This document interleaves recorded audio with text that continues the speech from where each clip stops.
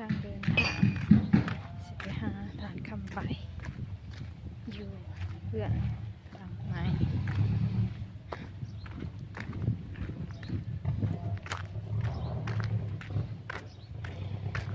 นี่ก็เป็นข้างบ้านด้านนี้ก็เป็นค่ายทหารสาวน้ำมัน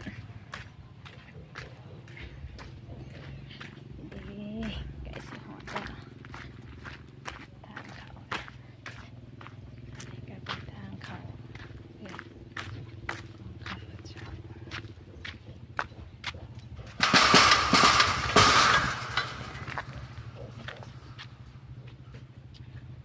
สามารถดิ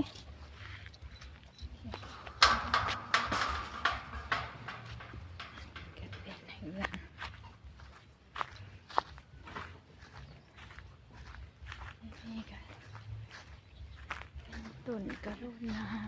ำไว้ไงเลยเนี่ยต้นเหลืองนะต้นมะม่วงปลูกได้3 ปีเป็นหมาไปเนาะกินได้เถื่อละยังเหลืออยู่ซ้ำนี่อันนี้เป็นต้นบลูเบอร์รี่เซอร์รี่ญี่ปุ่นต้นม่วงปลูกไว้มีต้นมะม่วงกินชุ่ม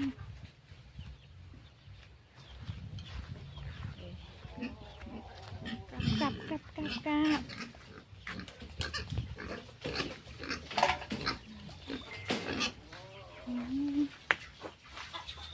โอ้แผลเอาวะซุกต้มลายแผล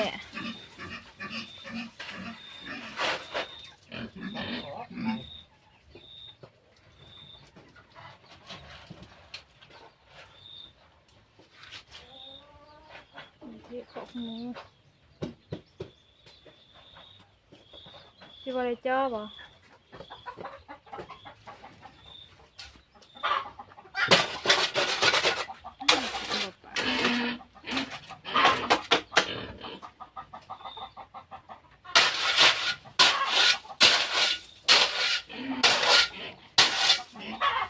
เจ็บ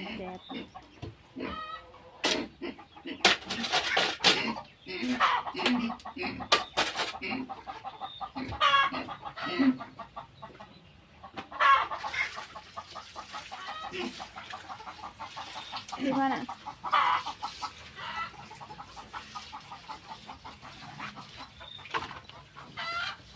กระตาก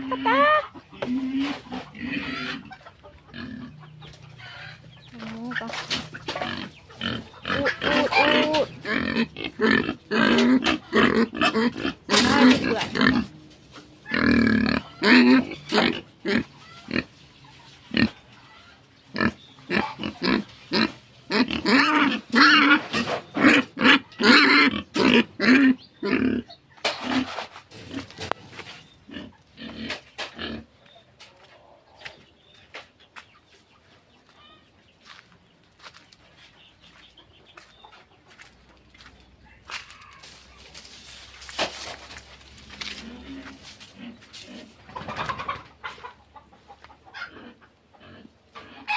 ทำไม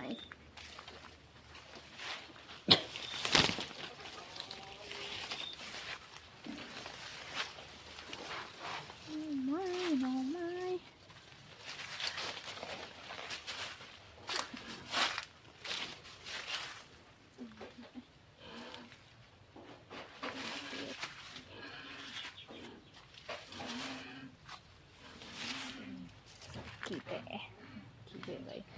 จะต้นไม้จะต้นผ้าปลูกจะต้นไม้เป็นหญ้าหวานอิสราเอลเป็นต้นม่วงเนาะปลูกตอนนั้นปีกายปี1เลยที่ขนาดใหญ่เนาะไอ้สันนี่มันก็ต้นขยุ้งต้นหนึ่งก็มีต้นมะกอกน้ำต้นตัวให้ต้นมะกอกน้ำนะมะกอกน้ำนี่มาคือแต่ว่าบริกินนี่กำลังออกดอกอยู่นะต้นกระถินต้นมะม่วงเพิ่มนิยม เบื้องนี้ก็จะเป็นคอกแพะคอกแพะไปเป็นแบะคอกแบะหน่อยแบะตัวตุกไหม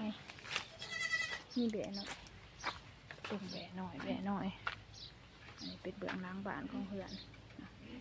ล้างบ้านของอันนี้เป็นห้องน้ำเบื้องนี้จะเป็นคอกที่ดีอีกเสียงหนึ่งรถกลับมาเบื้องนี้หางเฮือนบ้างนะนี่ต้นนี่ไปเข้าไปเบิ่งเลยหน่อยเจ็ดเอ็ดดีเด็กเป็ดมันมีอยู่เอ็ดมีแหวนหน่อย4 โตใช้เทิกเลยมีแหวนเทิก3แหวน1ตัวนี้เกิดก่อนแต่ตัวนี้น้อยอันนี้เกิดน้ำดังแต่ใหญ่สุดยอด